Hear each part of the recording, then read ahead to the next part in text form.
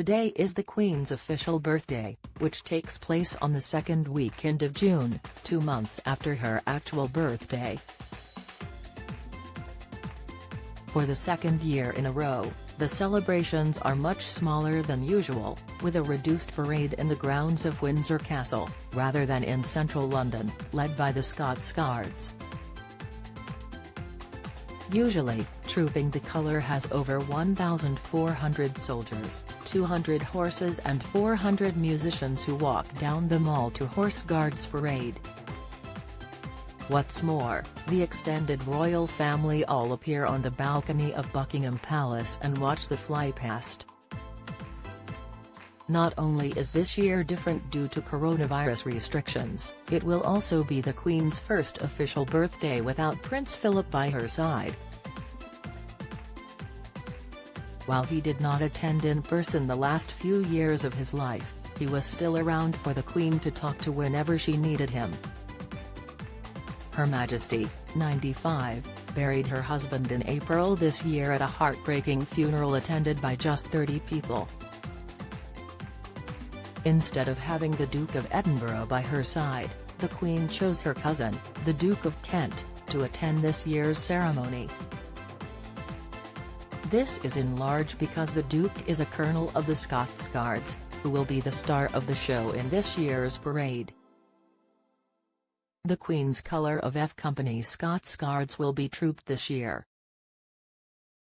Prince Edward is the Queen's first cousin, the son of Prince George, Duke of Kent, who was the younger brother of King Edward VIII and her father King George VI. While Edward may be fulfilling a military role today, there is also a heartbreaking link to Prince Philip hidden in his presence at the event. The Queen and the late Duke of Edinburgh actually first met at the wedding of Edward's parents, Prince George, Duke of Kent and Princess Marina of Greece and Denmark.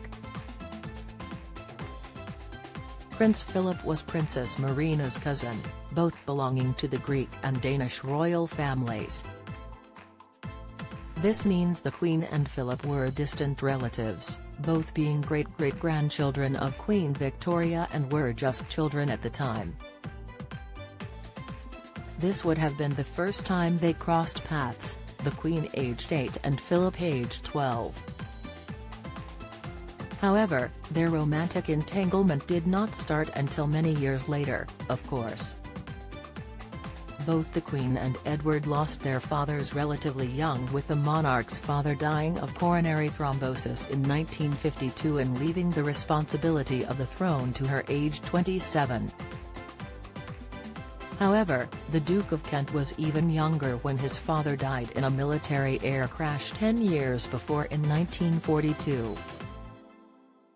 He was serving as an RAF officer during World War II, initially as a staff officer at RAF Training Command and then in the welfare section of the RAF Inspector General's staff. In August 1942, an RAF aircraft containing 15 aircrew set off for Iceland on non-operational duties before crashing near Dunbeath Caithness, killing all but one, including George, who was 39 at the time. Edward was just 6 years old when he succeeded his father as the Duke of Kent, meaning he has held the title for 79 years. His younger brother Prince Michael of Kent was only 7 weeks old when his father died. This year at Trooping the Colour, the Queen has enjoyed a stunning flypast from the Red Arrows.